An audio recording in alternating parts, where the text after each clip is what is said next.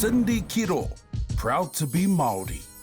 In 2021, Cindy was appointed our first wāhine Māori Governor-General.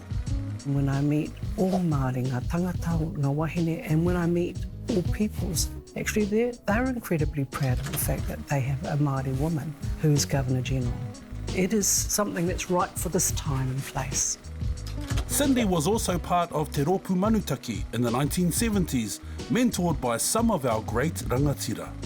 Sir Pita Sharples, and at the time his wife Aroha Sharples, were very instrumental in my high school years.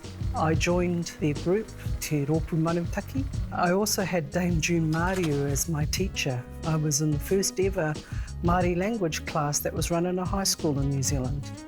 In that class was also Pure Today and a whole host of others. At that time, Manutaki were actually the national champions. We went down to the South Pacific Festival of Arts to perform, and the guest of honour was Her Majesty Queen Elizabeth II. There and I had for the very first time the opportunity to meet Queen Elizabeth and Prince Philip. And over 45 years later, her second meeting with the Queen was via Zoom after her appointment as Governor-General. Here you have a kōtiro from a pōhara family from Te Tai Tokerau. Grew up in South Auckland and West Auckland, and I'm now the Governor-General of New Zealand. It's something I never imagined for myself. So I think I'm not the exception.